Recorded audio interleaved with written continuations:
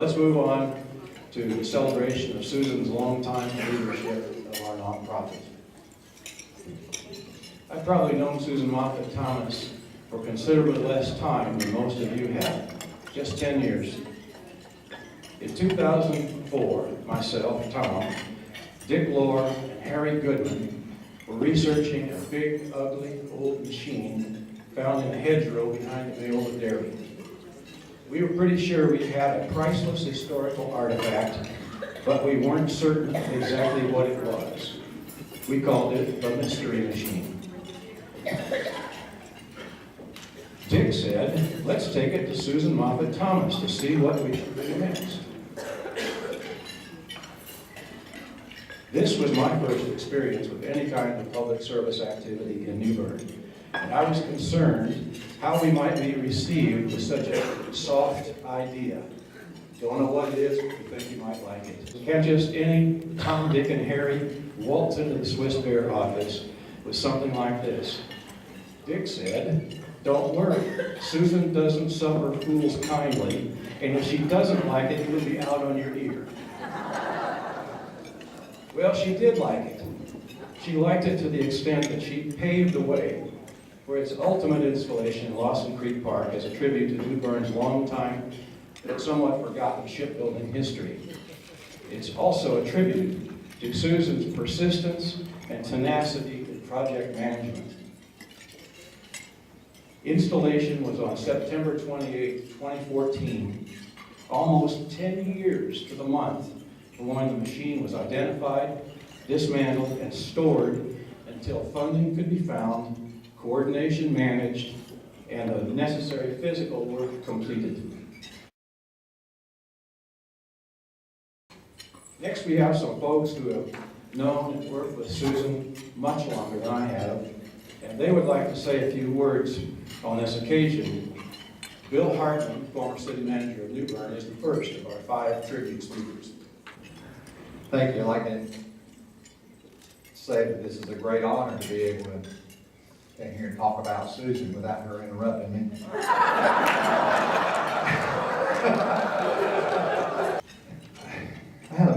When I first came here, it's 1987, in January, and I hadn't been here 2 or 3 days before I got this call in my office. And said this person named Moffett was on the line, wanted to have lunch with me. And so I went and had lunch with 3 people.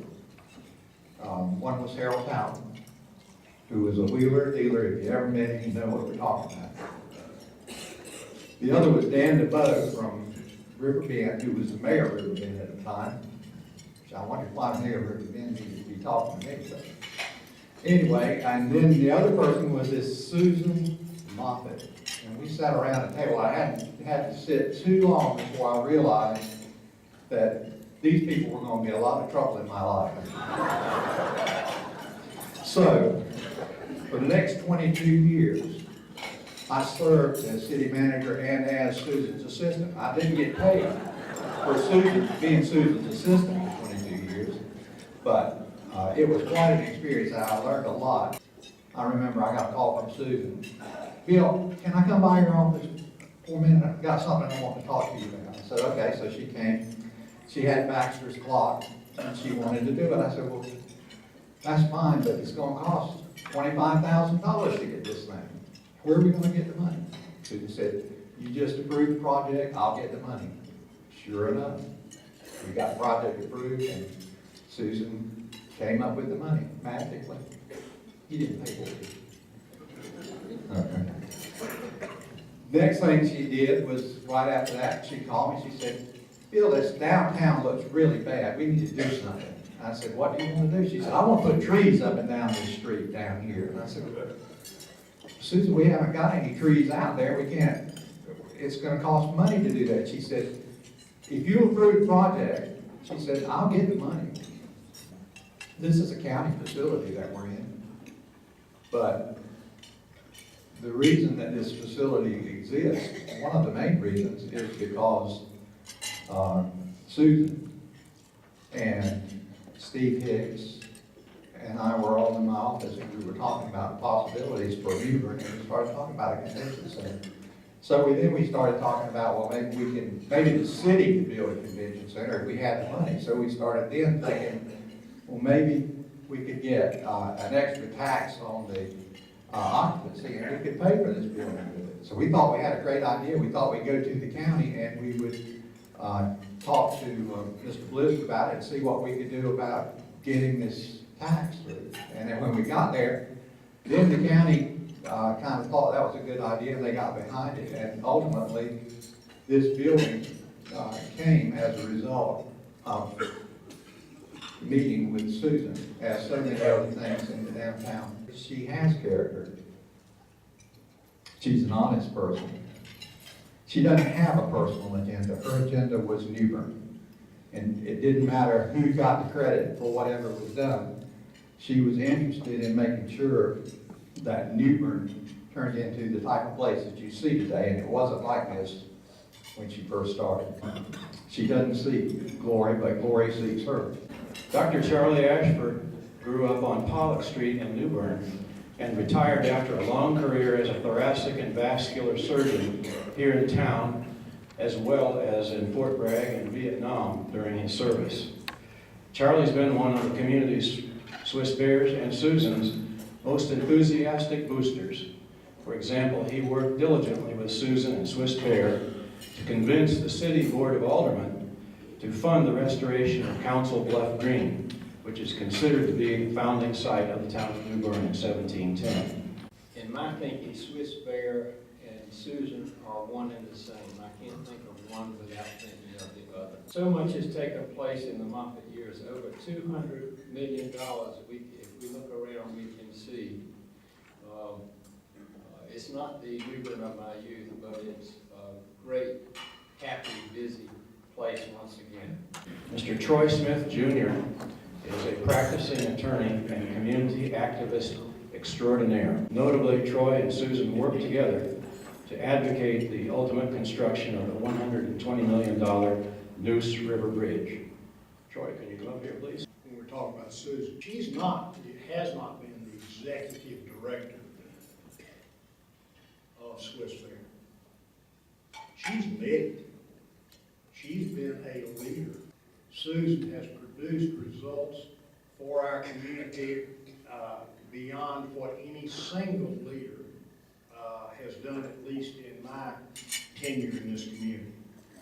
The Honorable United States District Court Judge Louise W. Flanagan. I had been at work for 3 days and my phone rang, and this time the person was Thomas. And she wanted to have lunch with me. And we went out to lunch, and on behalf of Swiss Bear, she was interested in the court's plans for renovation of the courthouse. And she explained, and I had no idea, that in 2010, New Bern would turn 300. Swiss Bear helped to form a dialogue, and that dialogue promoted a shared desire to see that courthouse fully renovated by 2010 to celebrate its 75th year of existence. Through Susan's initiatives, we were able to integrate representatives for them to see the representatives of this community, the divergent interest in and support of this building, I really think had a profound effect on GSA. This court needed it. We're the busiest group of judges in a 5-state region. We serve 44 counties. I have about 700 cases on my docket, as do my colleagues. This courthouse was imperative to help serve the public. And I'm happy to say, while the front of it was done in 2010, Susan, the back of it is finished now too. I think many of us have experienced that being in the right place at the right time is often the key to success. And I'm grateful for being in the right place in New Bern at the time of Susan Moffett Thomas. Beverly E. Perdue, our final tribute speaker, is familiar to all of us as the former governor of the state of North Carolina. Susan and Governor Perdue have been personal friends and associates for many years. She would like to say a few words at this time. Good morning. Susan, this is your day, but as I thought about this morning and your day, I think it's been your day for the last 40 years. No, seriously.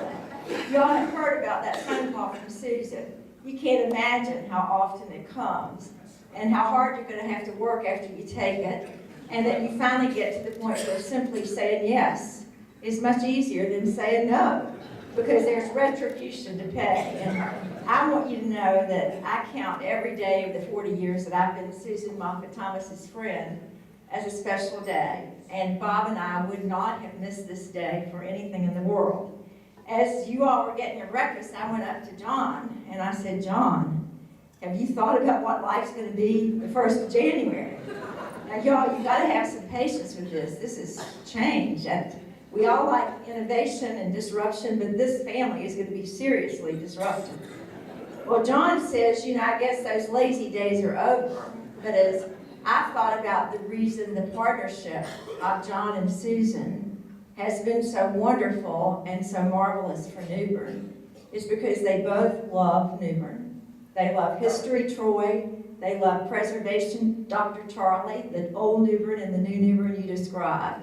They both are tenacious, Bill Hartman, just like you let us be. And they both really want results. And because of all that, they've been a marvelous couple, a leadership couple for the city of New Bern, and we thank you both. Preservation, our future, you combined it so well. Since the early 70s, when I first moved here, I decided early on that the reason New Bern, North Carolina has been so successful, the envy of thousands of towns across this country as people learn the lesson of Swiss Bear and New Bern, is you. The people of this community are the difference makers in the success of New Bern's own economic development. And Susan has been our leader. When I think of leaders that have made a real difference, there's nobody who comes to mind more than Susan Thomas. And that's why I was so delighted to be the governor who could allow Susan to receive the Order of the Longleaf Pine, which is this state's highest honor. This woman that I knew as a friend, but I didn't know, Susan Moffett Thomas. And Susan looked at all of us and she said, well, the real thing that needs to be done is to redefine, rebrand New Bern, North Carolina. At that time, y'all, there were ugly buildings downtown. There was no business. There was no culture. It was a town that you couldn't imagine if you didn't live here in the 80s. And Susan described that night what her vision was for those trees down Broad Street, for the courthouse, for the bridge, for so many of the things that we have seen happen because of her sheer, bold, determined leadership based on a vision that she had in her head in the early 80s. I want you to know this woman is a winner. All of us here this morning have been players on her stage as we work to make big, bold things happen for New Bern, North Carolina. Would you please join with me as we show this great and bold leader who's going off to do something else mighty? Don't you ever think that there isn't a new chapter right around the corner for Susan. Let's all stand up and tell her how much we thank and appreciate her.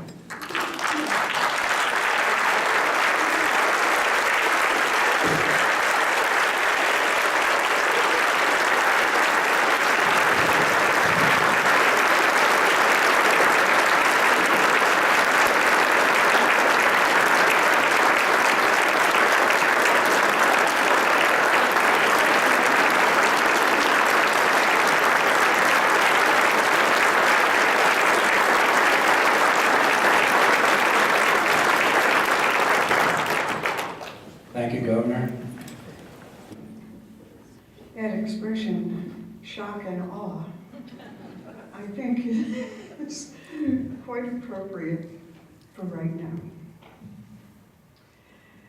Words can't express my gratitude for the outpouring of support and recognition extended to me this morning for my role in the downtown effort. It has been a very rewarding career that I absolutely cherish.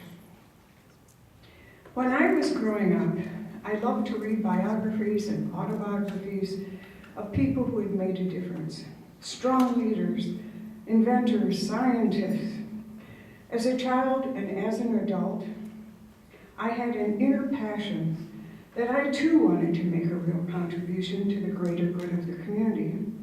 However, as a stay-at-home mom and a mother of 4, I didn't see how that passion could ever be realized. When we were living in Connecticut in the late 70s and learned we would be moving to New Bern, as Standardine was opening the first park in the first plant in the industrial park, which is now Moen, I wasn't pleased to hear that. We'd moved a lot, I loved the city, and I wasn't happy about moving back to a small town. I was raised in a small town, much like New Bern. When my mother called, she said, "What's the matter, Suze? You sound really sad." I said, "We're moving again." Teared up, she said, "Where?" I said, "To a small town called New Bern, a tiny dot on the map in eastern North Carolina." Being the good mother that she was, she said, "Don't be sad. North Carolina is a beautiful state, and I'm sure it will be a good move for you, and you will find the niche you've been looking for." The timing of the move couldn't have been better. New Bern was dealing with a crisis. The downtown and its waterfront was dying, and the leadership of the city was beginning to unite to turn the downtown around. In my first job at the Chamber, I worked closely with many outstanding community leaders who recognized how mission-oriented I was, and that I quickly became dedicated to the downtown effort. My passion for this mission grew during my 2 years then with the New Bern Preservation Foundation and accelerated when I began to work for Swiss Bear. In those early years, the leaders in New Bern were on a mission. Through their encouragement, wisdom, vision, and leadership, I grew and gained the skills and leadership qualities that were essential to a downtown effort. An effort over the past 35 years that brought tangible and measurable change to this outstanding historic city. By being a part of New Bern's revitalization effort, my inner passion and burning desire to make a difference has been realized, and I am the better for it. And I appreciate having the opportunity to be a part of an organization and an effort that transformed a dying downtown. Downtown is now a destination. It is once again the economic engine that is driving growth and development in this city and county. And we are recognized nationally as a Main Street success story. I am very, very grateful that I have contributed and had an opportunity to contribute to this effort. My dear mother was right. I did find my niche in New Bern. Dad said, "Don't you cry, and I'm working hard on it." Who could ask for more? In conclusion, special thanks to everyone here, to all of those who have served on our Swiss Bear board over the many years, to all the citizens who have helped with all the projects and didn't say no when I called. And special thanks to the city and the county officials and the staff who were all so wonderful to work with. And to my husband, John, for his unconditional love and support. To Danielle for her loyalty, hard work, and for embracing our mission and my work ethic, which was and is do whatever you have to do to get the job done. To everyone in this room, and last but not least, to Tom McGraw. Tom has served our organization well for many, many years, and as chairman this year. So at this time, I'm turning the tables, and I'm asking him to come forward on behalf of our board. I would like to present him with a small gift, which is a token of our appreciation for all the hard work he's done. So thank you very much. And if I know where the pen is, I'll hand it to you.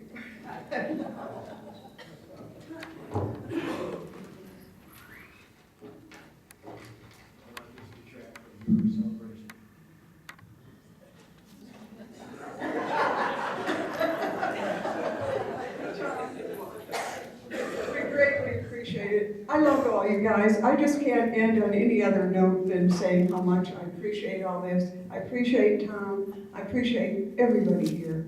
Thank you for a wonderful farewell. I don't plan on going away. And hopefully I will continue to make a contribution in this wonderful city. Thank you.